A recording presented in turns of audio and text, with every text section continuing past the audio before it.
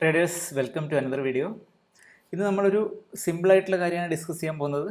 പക്ഷേ സിമ്പിൾ എന്ന് പറയുമ്പോൾ അത് ഇഗ്നോർ ചെയ്യാതെ ശരിക്കും ഞാൻ എന്താ പറയാൻ പോകുന്നത് നിങ്ങൾ കേൾക്കുക. നിങ്ങൾ ഓൾറെഡി ടൈറ്റിലിൽ കണ്ടു കാണും. ബിഗിനേഴ്സിനെ സംബന്ധിച്ചുള്ള ഏറ്റവും വലിയ ഡൗട്ടാണ് എങ്ങനെ ട്രേഡിംഗ് സ്റ്റാർട്ട് ചെയ്യണം, അല്ലെങ്കിൽ സ്റ്റോക്ക് മാർക്കറ്റിൽ സ്റ്റാർട്ട് ചെയ്യുമ്പോൾ എന്തൊക്കെയാണ് വേണ്ടത് എന്നുള്ളത്, അല്ലെങ്കിൽ എന്തൊക്കെയാണ് വേണ്ടാത്തത് എന്നുള്ളത്. ആദ്യം തന്നെ ഏറ്റവും കൂടുതൽ വരുന്നൊരു ക്വസ്റ്റ്യൻ്റെ ആൻസർ പറഞ്ഞുകൊണ്ട് തുടങ്ങാം. നമുക്കറിയാം, നമ്മൾക്ക് ആഗ്രഹങ്ങൾ പലതും ഉണ്ടാവും, പക്ഷേ അതിനനുസരിച്ച് ഇൻവെസ്റ്റ് ചെയ്യാൻ നമ്മളുടെ കയ്യിൽ പൈസ ഉണ്ടായെന്ന് വരില്ല. അതുകൊണ്ട് തന്നെ മൊബൈൽ മാത്രം കയ്യിലുള്ള പല ആൾക്കാരും പറയാറുണ്ട്, എനിക്ക് ട്രേഡ് ചെയ്യാൻ പറ്റുന്നില്ല, എൻ്റെ കയ്യിൽ മൊബൈൽ മാത്രമേ ഉള്ളൂ, ഞാൻ എന്ത് ചെയ്യും, എനിക്കൊരു ലാപ്ടോപ്പിൽ ഇൻവെസ്റ്റ് ചെയ്യാൻ പൈസ ഇല്ല എന്നൊക്കെ പറയുന്നത് കേൾക്കാറുണ്ട്. ലാപ്ടോപ്പ് ഉള്ളവരെന്താ പറയാറ്, എനിക്ക് 2 സ്ക്രീൻ വേണം, 3 സ്ക്രീൻ വേണം, എന്നാൽ മാത്രമേ എനിക്ക് നല്ലൊരു ട്രേഡർ ആകാൻ പറ്റൂ. ഒരു കാര്യം നിങ്ങൾ മനസ്സിലാക്കുക, ഒരു മൊബൈലിൽ ട്രേഡ് ചെയ്ത് പ്രോഫിറ്റ് ആകാൻ നിങ്ങളെ കൊണ്ട് പറ്റില്ല എന്നുണ്ടെങ്കിൽ ഒരു ലാപ്ടോപ്പോ അല്ലെങ്കിൽ നാസയുടെ പോലെയുള്ള വലിയ ഹെവി വെയ്റ്റ് സിസ്റ്റംസ് ഉണ്ടായാൽ പോലും നമുക്കൊരിക്കലും ട്രേഡിങ്ങിൽ പ്രോഫിറ്റബിൾ ആവാൻ പറ്റില്ല. നിങ്ങൾക്ക് ആ ഒരു ആഗ്രഹം മാത്രം മതി. നിങ്ങളുടെ കയ്യിൽ ഇൻവെസ്റ്റ് ചെയ്യാൻ പൈസ ഇല്ലേ ഒരു ലാപ്ടോപ്പിന്? ഇല്ല എന്നുണ്ടെങ്കിൽ ഡെഫിനറ്റ്ലി മൊബൈൽ കൊണ്ട് അഡ്ജസ്റ്റ് ചെയ്യാവുന്നതേ ഉള്ളൂ. ടെക്നിക്കൽ അനാലിസിസ് എന്ന് പറയുമ്പോൾ കുറച്ച് വലിയ സ്ക്രീനിൽ ചെയ്യുന്നതിൻ്റെ അഡ്വാൻറ്റേജ് ഡെഫിനറ്റ്ലി ഉണ്ടാവും. അതുകൊണ്ടൊരു 13 ഇഞ്ചിൻ്റെയെങ്കിലും ഒരു സാധാരണ ലാപ്ടോപ്പിൽ ഇൻവെസ്റ്റ് ചെയ്യാൻ പറ്റുമെന്നുണ്ടെങ്കിൽ ആസ് എ ട്രേഡർ അല്ലെങ്കിൽ ആസ് ആൻ ആസ്പിരൻറ്റ് ട്രേഡർ നമ്മൾ ആദ്യം ചെയ്യേണ്ടത് ആ ഒരു ഇൻവെസ്റ്റ്മെൻറ്റ് നടത്തുക എന്നുള്ളതാണ്. മോണിറ്ററും കാര്യങ്ങളൊക്കെ നമുക്ക് ഒരുപാട് പ്രോഫിറ്റൊക്കെ ആകുമ്പോൾ ആ പ്രോഫിറ്റ് കൊണ്ട് വാങ്ങുന്നത് നിങ്ങൾ തീരുമാനിക്കുക. അതുപോലെയുള്ള അനാവശ്യ ചിലവുകൾ ഒഴിവാക്കിയിട്ട് ആ പൈസ ക്യാപിറ്റലിലേക്ക് ആഡ് ചെയ്യുക. നിങ്ങൾക്കറിയാം, നമ്മൾ നേരത്തെ ഒരു ക്യാപിറ്റലിനെ കുറിച്ചുള്ള വീഡിയോ ചെയ്തിട്ടുണ്ടായിരുന്നു, എത്ര ക്യാപിറ്റൽ വേണം. അപ്പോൾ ഞാൻ അതിൽ പറഞ്ഞിരുന്ന 5000 രൂപ എന്നാണ്. അതിപ്പോഴും ഒരു മാറ്റമില്ല. കാരണം എന്താ, ആദ്യം ട്രേഡ് ചെയ്യുമ്പോൾ നമ്മൾ നോക്കുന്നത് പ്രോഫിറ്റബിൾ ആവാനല്ല, ഒരു പ്രോസസ്സ് ഉണ്ടാക്കാനാണ്. ആസ് എ ബിഗിനർ നിങ്ങളും അതാണ് ട്രൈ ചെയ്യേണ്ടത്. പ്രോഫിറ്റ് ആയിക്കോട്ടെ ലോസ് ആയിക്കോട്ടെ, മാർക്കറ്റിലേക്ക് കൊണ്ടുവരുന്ന പൈസ പോകും, എന്നാലും കുഴപ്പമില്ല, ഞാനിത് പഠിച്ചേ അടങ്ങൂ എന്നുള്ളൊരു വാശിയാണ് നമുക്ക് വേണ്ടത്. കാരണം ഒരാളും ഫസ്റ്റ് ഡേ മുതൽ പ്രോഫിറ്റബിൾ ആയ ചരിത്രം മാർക്കറ്റിൽ ഉണ്ടാവില്ല. ഒരുപാട് ഹാർഡ്ഷിപ്പിലൂടെ കടന്നു പോയിട്ട് തന്നെയാണ് ഓരോ ട്രേഡറും നെക്സ്റ്റ് ലെവലിലേക്ക് എത്തുന്നത്.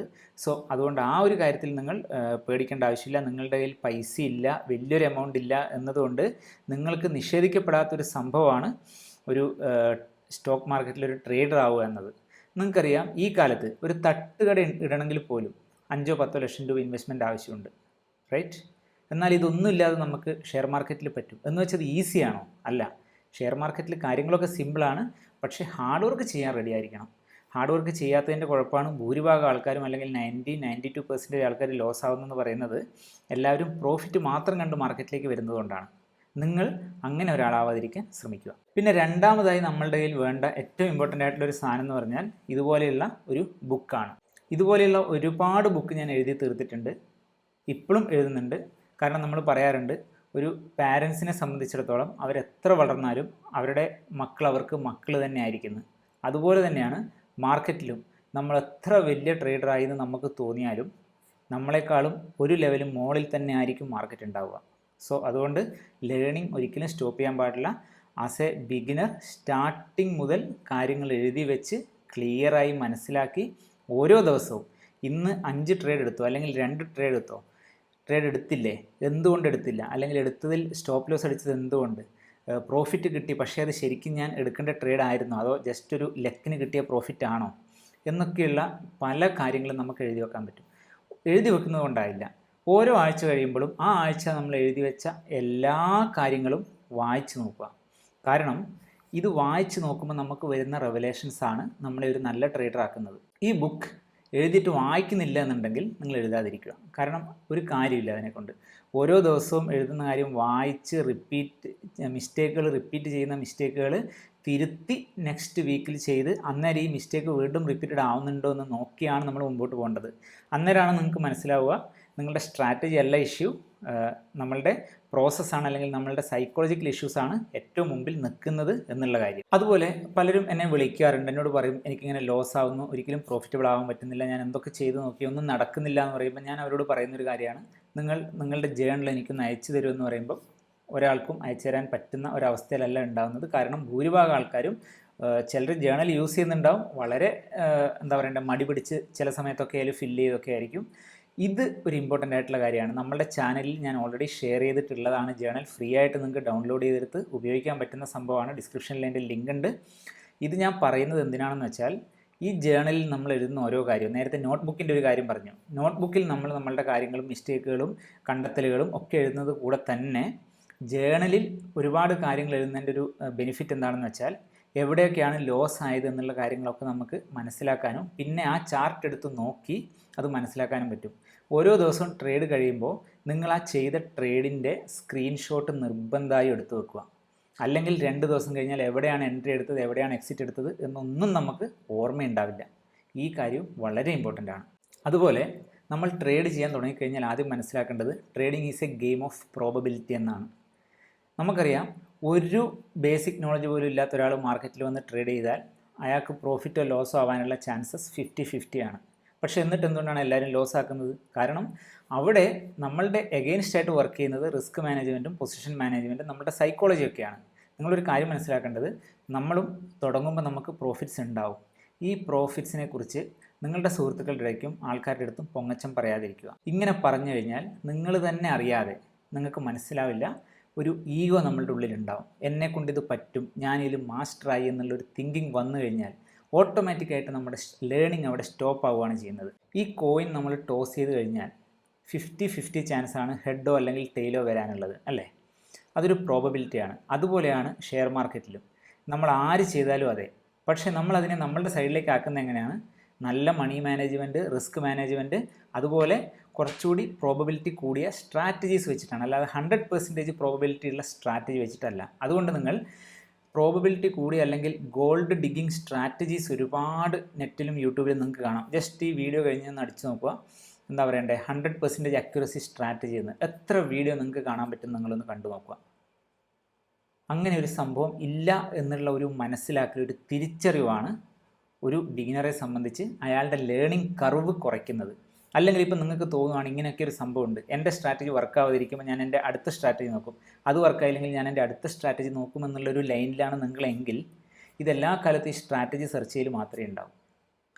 ഏത് സ്ട്രാറ്റജി നമ്മൾ യൂസ് ചെയ്യുന്നു എന്നുള്ളതല്ല, ആരാണ് ആ സ്ട്രാറ്റജി യൂസ് ചെയ്യുന്നു എന്നുള്ളത് മാത്രമാണ് ഇമ്പോർട്ടൻറ്റ്.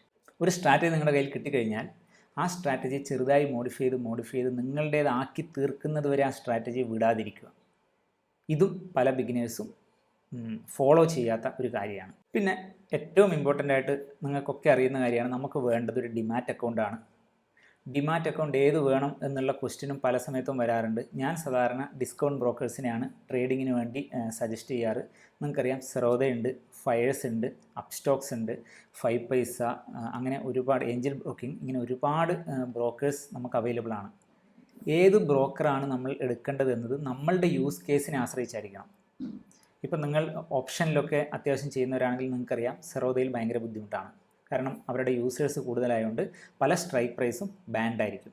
അതേസമയത്ത് ഒരു ഇൻട്രാഡേ അല്ല, നിങ്ങൾ പൊസിഷനിലായിട്ട് ട്രേഡ് ചെയ്യുന്നവരാണെങ്കിൽ നിങ്ങൾക്ക് വേറെ പല ബ്രോക്കേഴ്സും അത്ര സൂട്ടബിൾ ആയിരിക്കില്ല.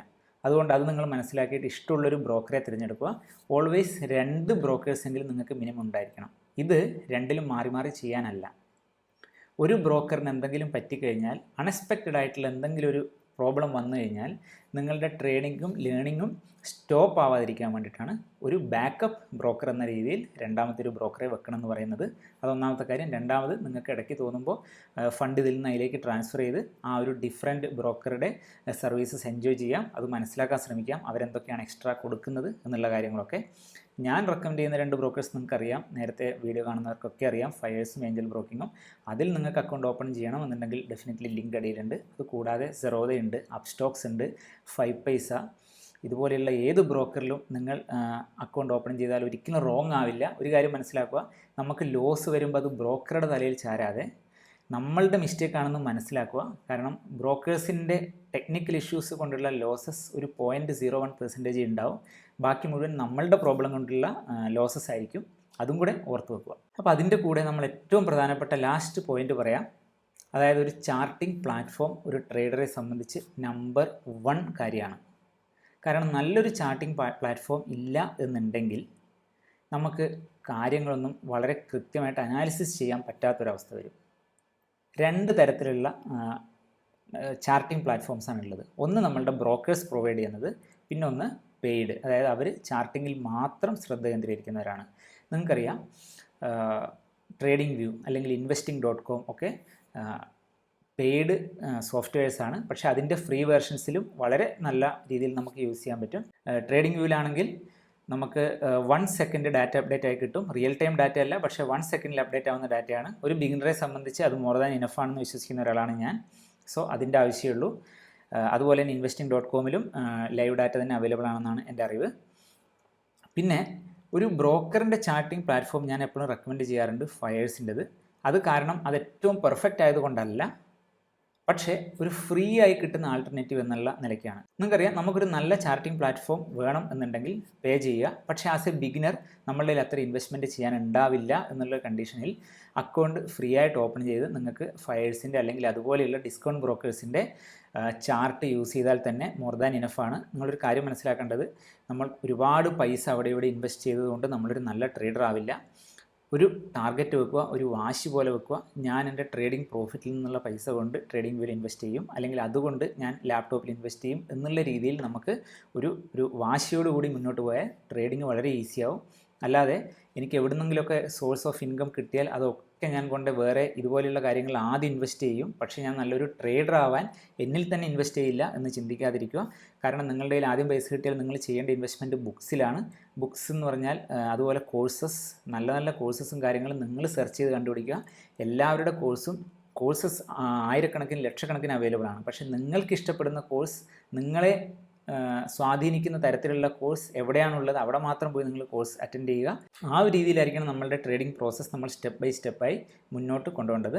ഇത്രയും കാര്യങ്ങൾ ഞാൻ ആദ്യം പറഞ്ഞത് ഒരുപാട് ആൾക്കാരുടെ ഡൗട്ട്സ് ഒന്നിച്ച് ഈ ഒരു വീഡിയോയിൽ ക്ലിയർ ചെയ്യാൻ പറ്റിയെന്ന് ഞാൻ വിചാരിക്കുന്നു. ഇത് നിങ്ങൾ ഫോളോ ചെയ്യുക. പിന്നെ ഹാർഡ് വർക്ക് എന്ന് പറയുന്നൊരു സംഭവമുണ്ട്. സക്സസ്ഫുൾ ആയവർ ഹാർഡ് വർക്ക് ചെയ്തവർ മാത്രമാണ്. അതുകൊണ്ട് ആ ഒരു രീതിയിൽ മാത്രം മാർക്കറ്റിനെ അപ്രോച്ച് ചെയ്യുക.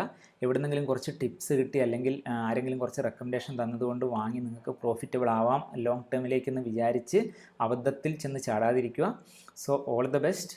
എന്തെങ്കിലും ഡൗട്ട്സും കാര്യങ്ങളൊക്കെ നിങ്ങൾക്ക് ഉണ്ടെങ്കിൽ ഡെഫിനറ്റ്ലി എൻ്റെ വാട്സാപ്പ് നമ്പറും ബാക്കി കോൺടാക്ട് ഡീറ്റെയിൽസൊക്കെ നമ്മുടെ ഡിസ്ക്രിപ്ഷനിൽ കൊടുത്തിട്ടുണ്ട്. Contact me. ബൈ.